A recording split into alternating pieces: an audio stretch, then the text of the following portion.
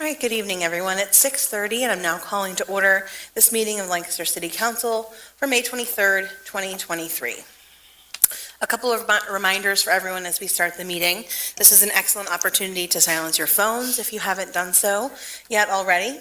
Another reminder that this meeting is being recorded and live streamed. Any public comments during the meeting should always begin with your name and block of residence for the record, and duration of comments is limited to no longer than 3 minutes per speaker per topic. And now, for all of those who are willing and able, please rise for the Pledge of Allegiance. I pledge allegiance to the flag of the United States of America, and to the republic for which it stands, one nation, under God, indivisible, with liberty and justice for all.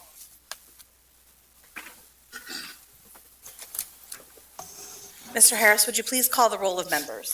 Yes, Madam President. Mr. Ahmed. Here. Mr. Arroyo. Here. Mr. Cleese. Here. Ms. Gregg. Here. Ms. Diaz. Here. Ms. Walsh. And President Baker. Here. Councilor Walsh is excused this evening.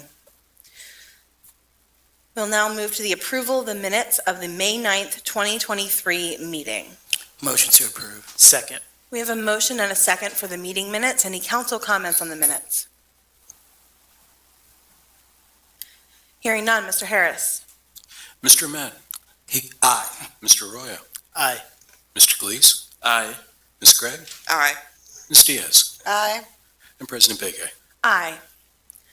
Our next item is proclamations, honors, awards, and resolution of recognition. Do we have any of those this evening, Mr. Harris? We do not, Madam President. Thank you. That takes us to our first public comment period. This is reserved for residents who have contacted the city clerk prior to the meeting to request the opportunity to address city council. Again, please begin comments with your name and block of residence, and duration of comments is limited to no longer than 3 minutes per speaker. Mr. Harris, are there any public comments this evening? Yes, Madam President. First, we have Lillian Kager. Is Ms. Kager here this evening? I do not see her. We will have a second public comment period, and I'll call her name at that time. Are there additional public comments this evening, Mr. Harris? Yes, next would be John Gavea. Thank you very much. I do see Mr. Gavea. Good evening. Good evening. John Gavea, 100 block East Orange Street. I'm here to address issues that I know the council and the mayor are already working on, but I want to just throw out a couple of thoughts that maybe have already been considered, and if not, pardon my ignorance, I haven't really had a chance to catch up with everything. One of the, I'm here to address specifically the issue of homelessness and low-income housing. Everybody knows the problem is self-evident, particularly if you live in the downtown area as I do. And one of the thoughts I've had about low-income housing is the fact that part of the cost involved for the builders is the fact that they have to build in parking anytime you build rental construction. And I'm here to suggest that if they're building truly low-income housing, that those requirements for parking be reconsidered. People who are sleeping in the streets would sleep in their cars if they had cars. So therefore, if you just eliminate the need for parking in those instances for housing costing, low-income housing under a certain amount, you'd significantly reduce the cost of the building and therefore enable the builder and the landlord to charge less in rent. Secondly, and this other one is an issue that I'll be taking to the county commissioners when at their next meeting. We all know that there is a new prison being built, and in a couple of years, there will be a building there that somebody has to figure out what are they going to do with. And I'm sure there are all kinds of plans. Can I suggest that this could remove 90% of the security because you don't need all the locks there, keep the cameras. And this would be a place where you can house those people who are currently sleeping in the streets. Now, I've heard people say they don't want to sleep in the prison. I said, they're better there with a roof over their head than out on the streets. So those are just two thoughts that I had. And as I said, I don't know if they've already been considered, but if they haven't been considered, I would ask that they do be considered in the future. Thank you. Thank you very much, Mr. Govea.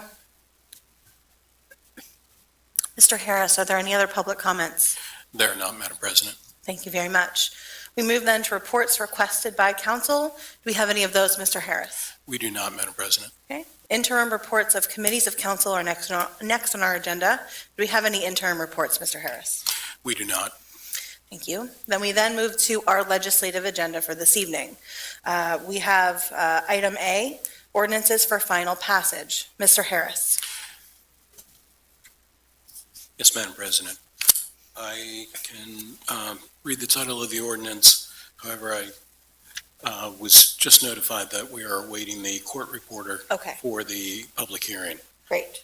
And perhaps we would have to delay going forward with the Okay. public hearing until the court reporter arrives. Not a problem. So then what I'll do at this time, just to let everyone know what's happening here, the legislation in front of us this evening is an amendment to the zoning ordinance, which requires officially a public hearing. And this meeting will serve as that hearing, but we do have to have a court reporter recording the conversation and the presentation. So we are awaiting the arrival of that reporter. Do we have an update, Mr. Delfs? Good evening.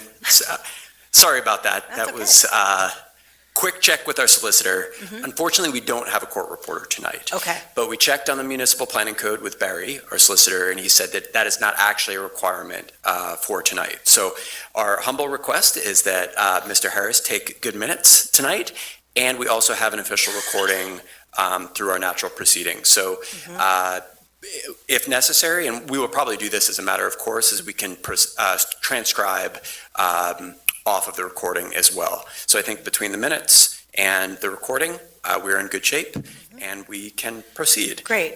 If Mr. Handwerker has reviewed that and given the blessing to do so, then let's go ahead and move forward. So as I was mentioning, the discussion of this proposed amendment to the zoning ordinance will serve as the public hearing.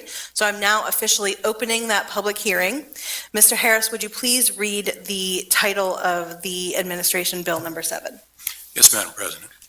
An ordinance of the Lancaster City Council amending the City of Lancaster zoning ordinance, ordinance number 6, 2013, chapter 300 of the City Code, as amended by ordinance number 7, 2022, to revise the definition of short-term rental by changing the reference to a single-family dwelling unit to dwelling unit, to add a footnote to Schedule of District Regulations, Table of Permitted Uses, Commercial Services, 300, requiring a unit to qualify as a single-family home or apartment, and to make editing improvements to Section 363 regarding off-street parking and loading requirements, providing for the repeal of inconsistent ordinances, providing for the severability of the ordinance, and providing that the ordinance shall take effect in accordance with Pennsylvania law.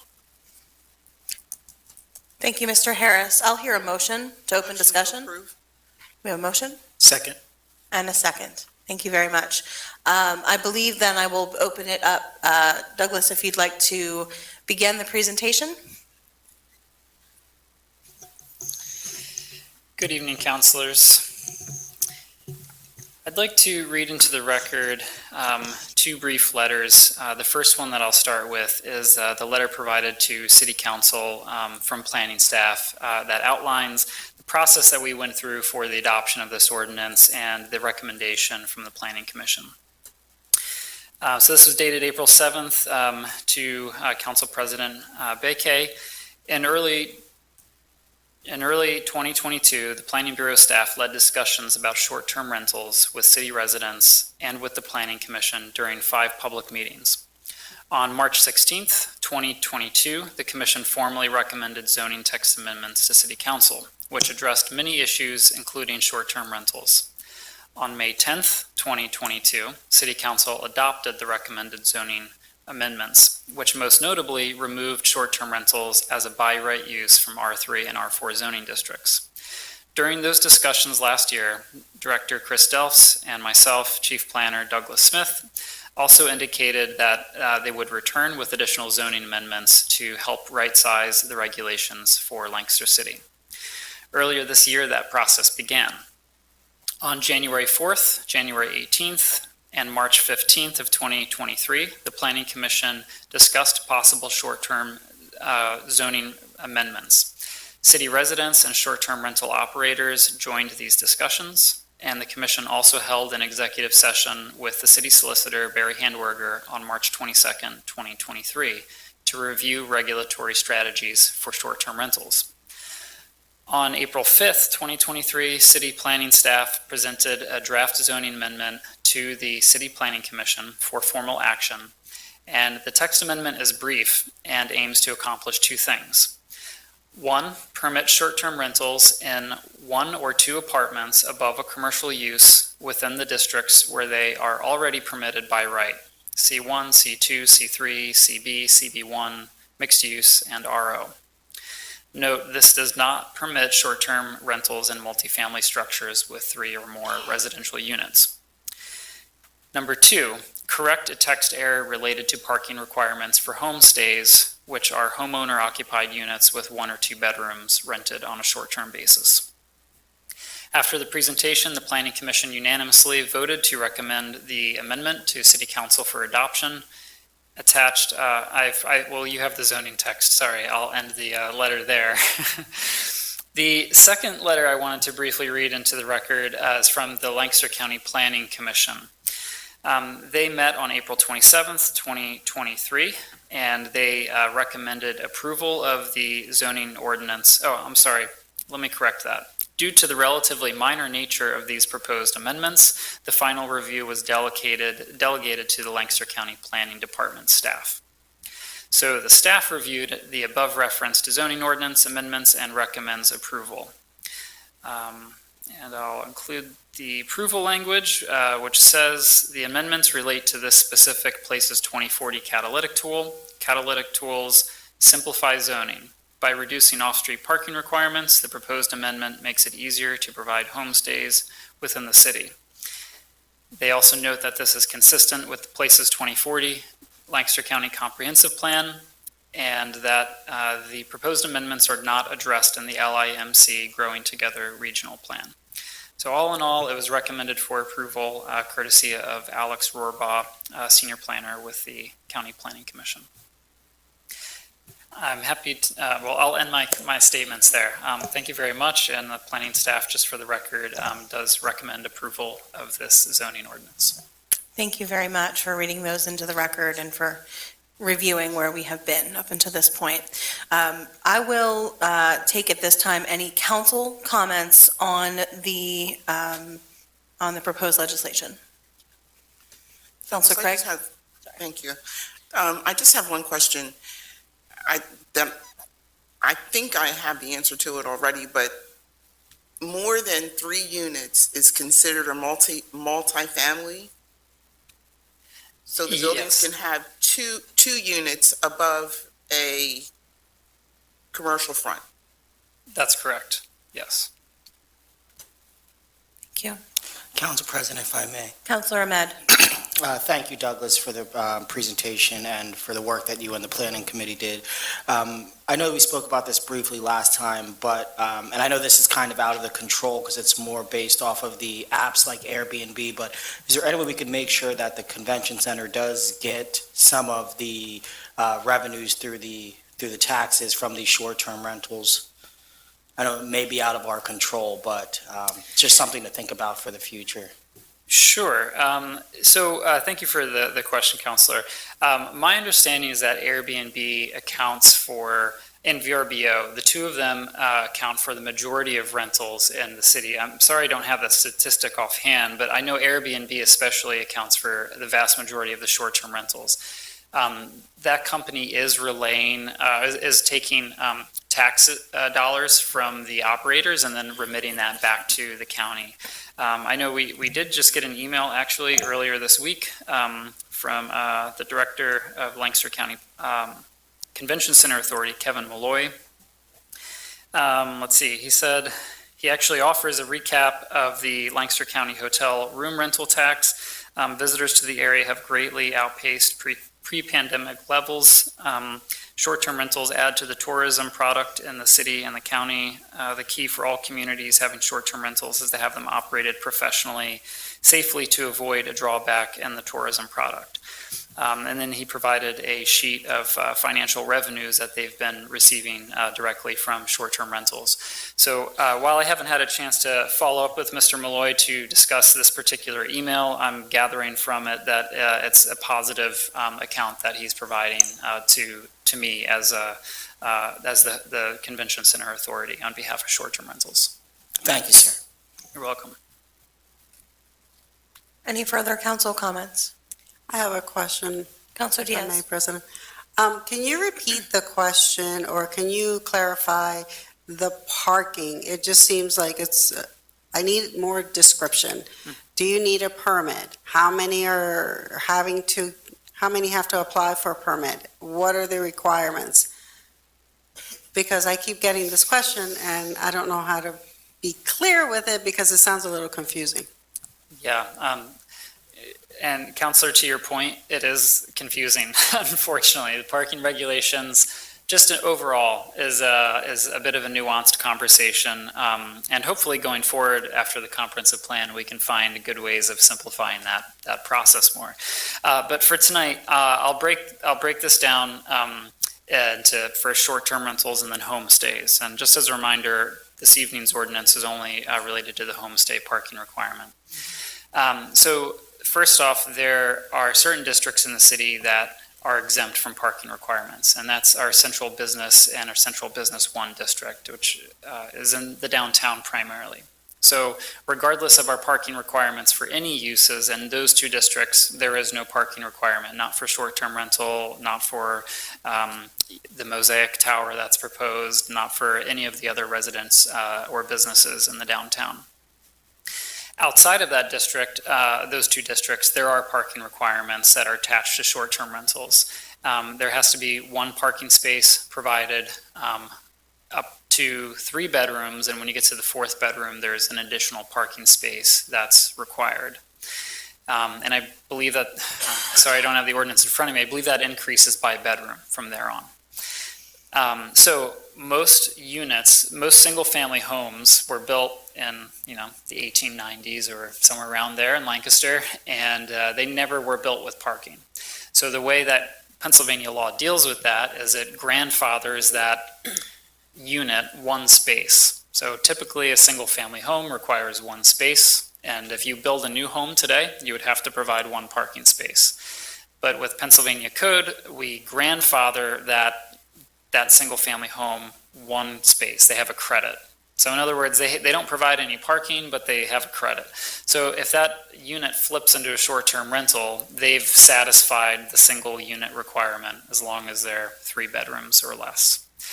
So this is the complexity, right?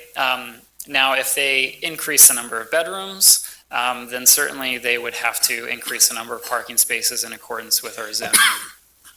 For homestays, it's a little bit different. It is already a single-family home, so they don't have to provide parking today because it's been there for a long time and they're grandfathered in under code. However, if you get to the point of having 2 homestay bedrooms in your single-family home, then you have to provide 1 parking space to do that. So you've spent your credit on your single-family home. Now, if you add 2 bedrooms for homestay, now you actually have to build a parking space if you don't already have one on site. So that's the math, and I apologize for all the nuance and detail there, but I just wanted to give you some insight into the way we administer the code and also acknowledge that it is challenging and that there's not one simple answer because it depends on the unit, it depends on the district, depends on how many bedrooms, and a number of other factors. So when we're discussing the business, and you're saying that they really don't need a parking space, I mean, in simple English, where do they park then? I mean, don't we have regulations? We have businesses that need parking, but yet if they have a homestay or if they have a unit where they're renting it, it just seems like it doesn't make any sense. So with a homestay, I mean, first I'll just acknowledge that most of the single-family homes in the city don't have on-site parking, right? They park on the street. A homestay, the perspective that was taken on that is, the definition is that it's homeowner-occupied, single-family home. So, imagine you're living in your single-family home. Maybe your kids move out, you have a spare bedroom that you'd like to rent. Your kids were 21 when they moved out maybe, and they had a car, but now they're no longer there. So that single-family home might have had 2 cars attached to it. The parents and maybe a child had a car. And now that bedroom is empty. So to fill one homestay bedroom, the idea is you're essentially operating like a single-family home would be, or like a family unit. So you would not have increased the parking burden in that situation. However, if we now have 3 bedrooms, we have the homeowner, you have then 2 bedrooms for homestays. Now we potentially have 3 cars or more, and that's starting to feel like we're incurring more parking burden in that situation. So the intent of this ordinance, which I just want to remind council, you adopted last year with the intent of satisfying this very issue that's before you tonight, but we made a clerical error in the way that we wrote it. This is addressing that issue. It's saying if you have 2 bedrooms you're using as homestay, you have to provide a parking, and if it's just one, you're essentially functioning as a single-family household. But in regards to the business district, they're exempt, which means that they don't require to have a parking. Is that correct? Oh, I understand. So, sorry, this is a question aside from the ordinance. Right. Okay. Because Yeah. if we're looking at parking, you either park in a garage or you park in the street and pay whatever amount you have to pay. And during the day, you're going to wind up paying more. So they're exempt. So my question is, the businesses that do have like the Airbnb on the top or the short stay, how are they going to provide the parking? You're saying that they're exempt, they don't have to provide the parking. Is that what you're saying? Is that correct? That's right. And in the downtown, the strategy has been, and I'm going to try to provide this in a nutshell, we have metered parking to prevent people from staying on the street. So that encourages the turnover so that people can share that parking on the street. In addition to not requiring parking in the downtown, the city parking authority has invested significantly in providing public parking by way of garages and other lots. So that is really what fills the need in the downtown for parking. So, adding density to a downtown, generally the strategy is you are encouraging people to walk and bike, you're creating jobs where people are living in the downtown, investing in transit, pedestrian infrastructure, other ways of getting around. And then also, providing some parking in the right spots helps to alleviate the burden for those who do need to travel downtown, park, and leave at the end of the day. So the short-term rental operators would have the ability to rent from many of the garages that would have available parking, or other lots or garages that are available from private landowners. Thank you. Thank you, Councilor Diaz. Douglas, just to clarify, this particular piece of the amendment is actually to allow homestay short-term rentals, which are single-family homes, which I would say not typically found in the central business district, to not have to have an additional space when they have 1 or 2 bedrooms. That's correct. Okay. There's, I think, only 100 or so single-family residences in the downtown. In the totality of those districts. Thank you very much. Further council comments? Councilor Kalixt. Thank you, Madam President. Thank you, Mr. Douglas, for the presentation. And could you tell us how will the success of this amendment be measured or evaluated over time? That's a great question. Thank you, Counselor. I think one of the ways we could measure it, and this is a metric I think I'm most interested in, is how many of the upper floors of buildings in the downtown and mixed-use district, which are currently sitting vacant, how many of them this might encourage for them to reinvest in and reuse as a short-term rental. This ordinance is proposing that be permitted by right in these districts. And I think that would be a success because those spaces are otherwise sitting vacant. And as you heard from some of the operators at the last meeting when we discussed this, it's extremely costly to rehabilitate these upper floors of older buildings in the downtown. So this does provide another financial option for doing that. I think that is one benefit from this, and I think we're also we are providing for commercial use more appropriately in commercial districts. So I would actually see it as a success that if some of these Airbnb operators start to use these mixed-use buildings and provide a different product for the tourism industry in the downtown. Okay, thank you. Thank you, Madam President. Thank you, Councilor Cleaves. Any other council comments? We'll now open it up to any public comments on the ordinance.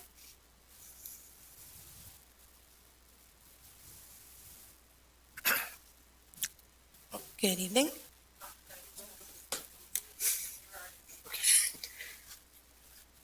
Hi, Evan Young, 200 block of West King Street. Thank you.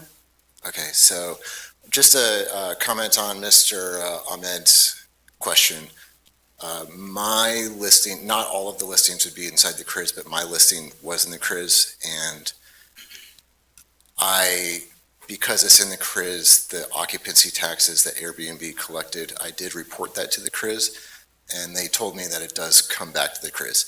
It's not on my personal statements because I never touch the money. Airbnb never gives it to me. They send it straight to the state.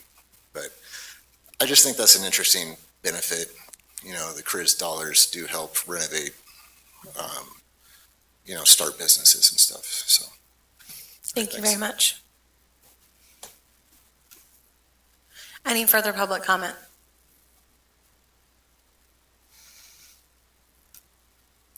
Good evening. Good evening. I'm Susie Gomez, 811 East Orange Street, Lancaster, PA. And my question was for you, sir. Who's mainly going to benefit from this ordinance? Ms. Gomez, if you have any further comments, I'm going to allow you your full time, and then we can address questions at the end. Okay.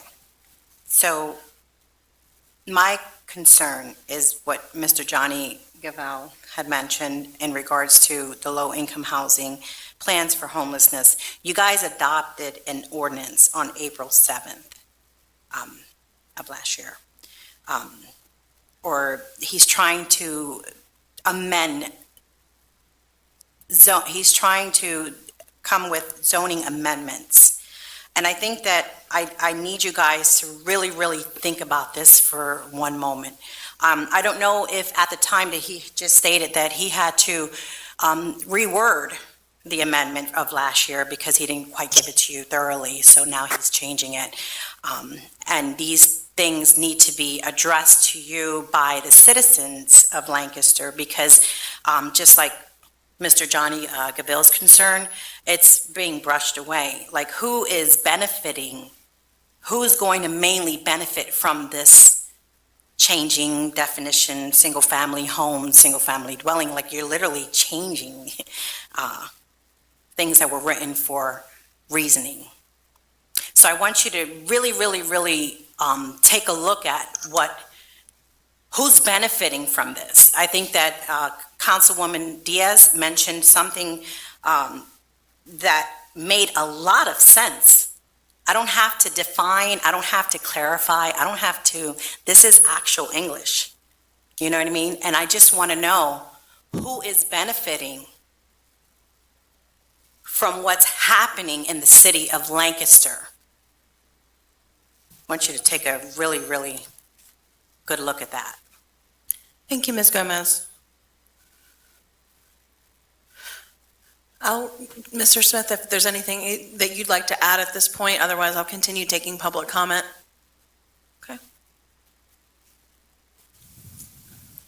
I'll just briefly address the parking issue. Just to remind council, the intention was to adopt exactly what's before you tonight, and only because of the required legal interpretation of a 0.5 parking space that requires rounding up to one parking space are we back before you, and it's maybe too much in the details to even get into, but I just wanted to remind you that change is actually to bring us into accordance with what our very robust discussion last year included. Thank you. Thank you. Are there any further public comments?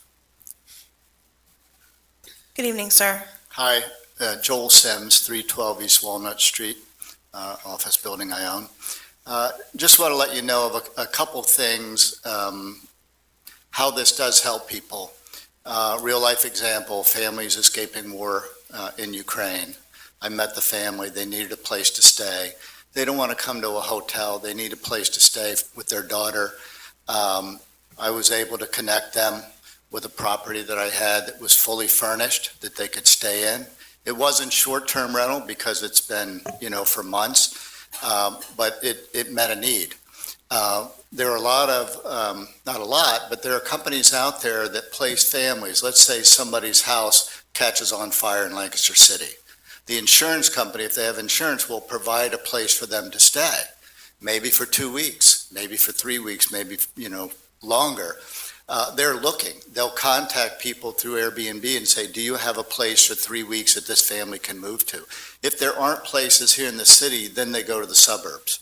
But if you're here in the city and your house unfortunately catches on fire, then you want to stay nearby. So short-term rentals do provide a number of benefits to people, and those are just a couple of examples. Thank you. Thank you very much.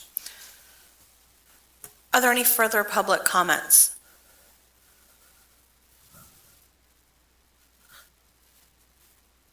Please.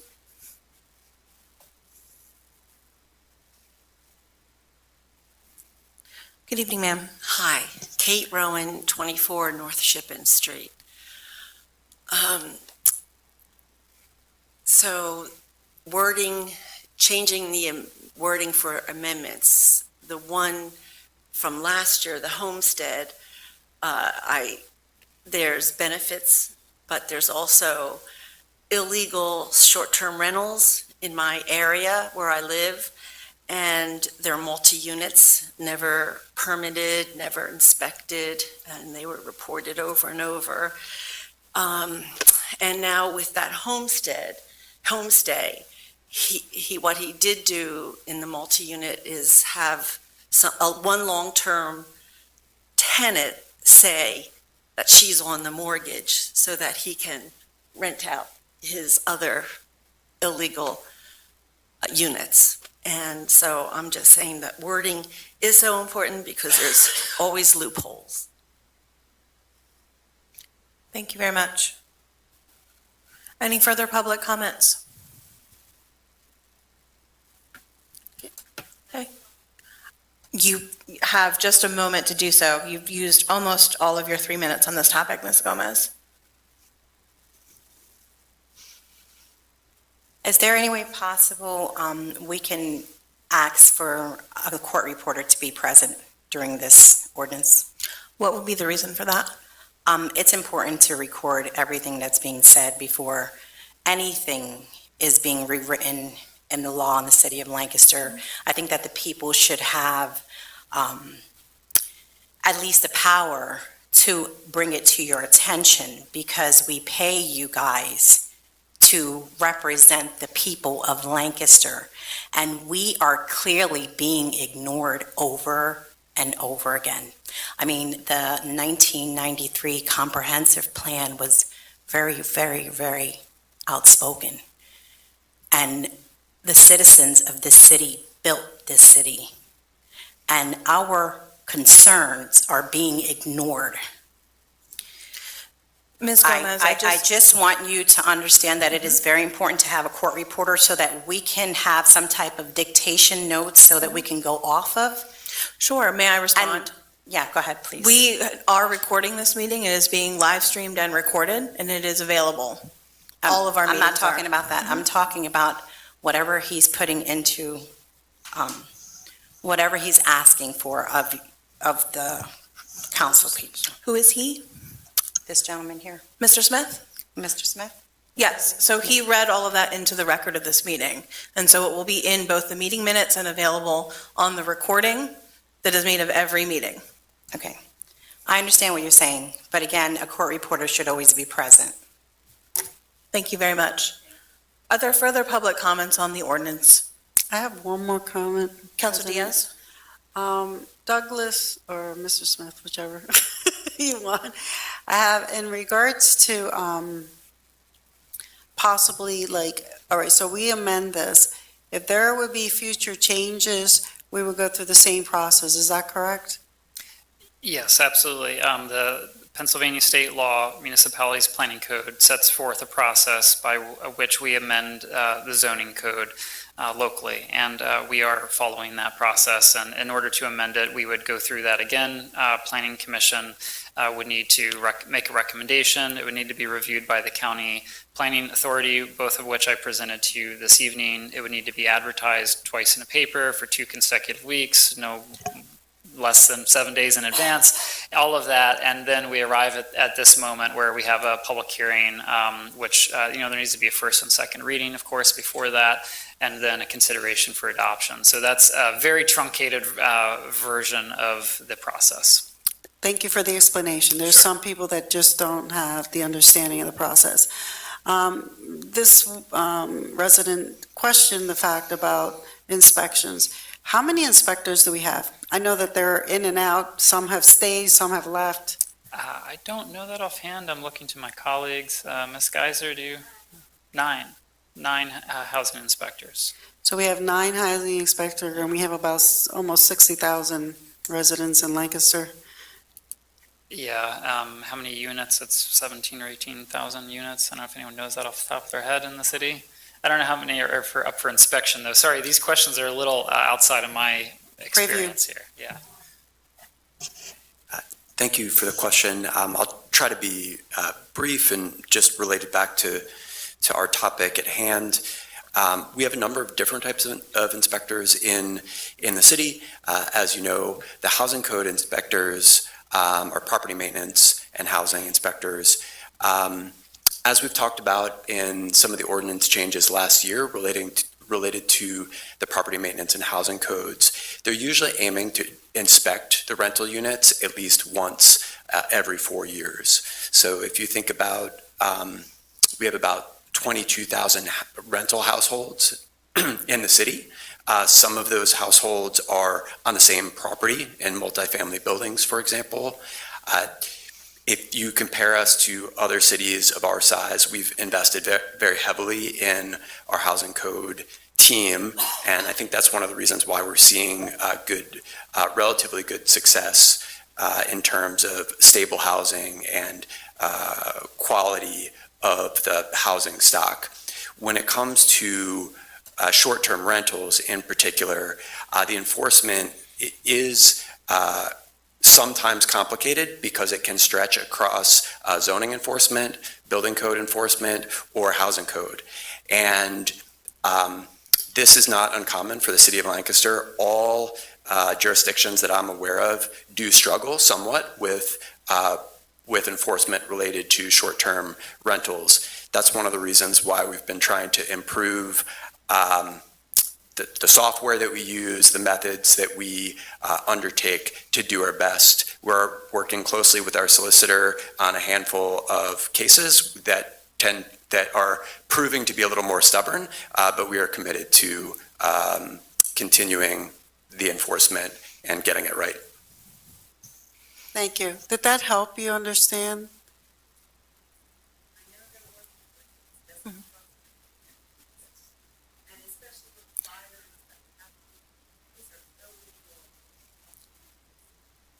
Thank you, Councilor Diaz, and thank you, Director Delph. I appreciate that.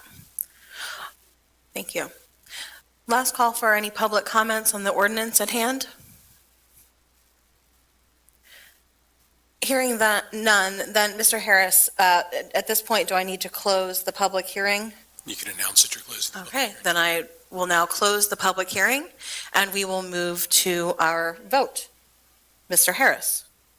Mr. Ahmed? Aye. Mr. Arroyo? Aye. Mr. Cleese? Aye. Ms. Craig? Aye. Ms. Diaz? Aye. And President Beke. Aye. Thank you, and thank you to our city staff members helping us through that. All right, we have concluded our legislative agenda for this evening, and that takes us to our second public comment period. It's open for comments on issues that were not on tonight's agenda. Again, duration of comments is limited to no longer than 3 minutes per speaker, per topic, and please begin with your name and your block of residence. I do want to give Ms. Kager, who had called ahead. I don't think she's entered the room, but I do want to give her the opportunity at this time if she is. I do not see her, so I will open up the floor to any other public comments at this time.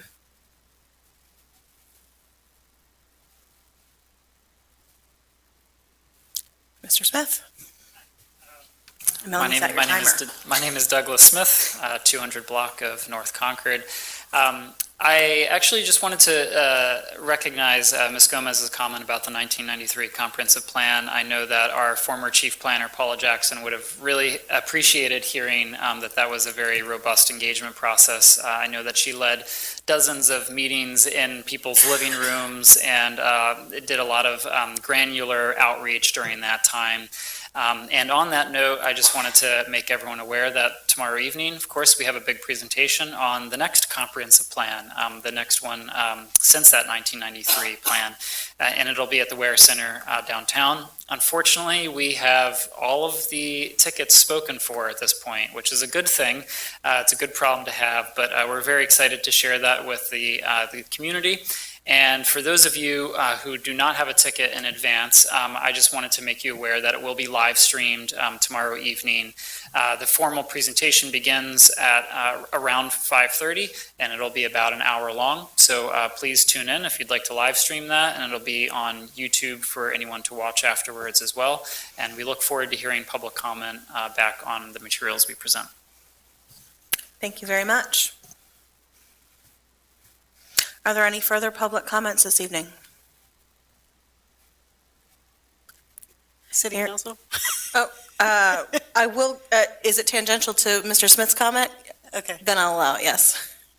Mr. Smith, why are we doing it there when we have so many people that have contacted me and said, why didn't you do this in the Marriott? Because we would have more room. May I make a comment to that before you answer? I'd imagine that would cost us a lot more money, but go ahead. It certainly would have, Councilor Beke. Millersville University has been extremely generous about letting us use their facility, which is saving taxpayer and grant dollars for sure. However, I don't think any of us could have anticipated the amazing response that we have gotten, the amazing level of interest that we've gotten to attend this event. We are extremely pleased about that. Although I think 5 months ago or even 3 months ago, it was hard to imagine that we would have a waiting list beyond 350 seats at the Ware Center. So I hope that live streaming makes that more available, and I also will note that there will be a series of meetings that will occur after that, which residents will be encouraged to attend and can participate and continue to learn about this plan that is part of which is drafted right now. Thank you. You're welcome. Thank you. Are there any further public comments this evening? Hearing none, then we will close that and move to the report of the mayor. Mayor Sarachi could not be here this evening, so there is no report. The next is the report of President of Council, and I was going to also highlight that presentation because that is very important, so thank you for mentioning that. Then I will simply announce that the last block party for Neighborhood Month will be next Wednesday, the 31st at Linear Park from 5 to 7 p.m. This is the last of 4 parties that were held over the course of the month of May. And I want to thank especially city staff who dedicated their time to attend those events and do outreach to our members of our community about lead safety, public works, our police and fire, and everything in between. So thank you so much for your dedication, and we hope to see you out on the 31st. We then move to any council comments. Are there any council comments this evening? All right, hearing none and have concluded our agenda for the evening, I'll hear a motion to adjourn. Motion to adjourn. Second. We have a motion and a second. All in favor? Aye. Aye. We are adjourned. Thank you.